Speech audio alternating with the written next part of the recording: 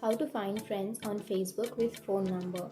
So if you want to find your friends on Facebook with phone number, then first of all open up your Facebook application, and then if you go to the upper right corner you will have that three bar icon. Simply tap on that, and then you can scroll down and go for settings and privacy, and then again tap on settings, and under settings you can simply scroll down, and here you may find upload contacts option.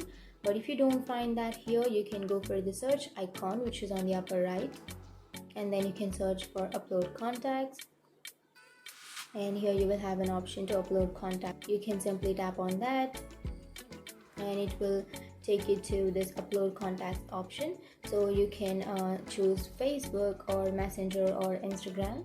So I'll be choosing Facebook, and now you have to turn this on, and after turning this on it will sync your phone number to Facebook, and after syncing that the persons that you have in your contacts will be on Facebook, and Facebook will give you suggestions to add them, and after that you can simply add them as a friend, and after they accept your request you can message them or you can chat with them.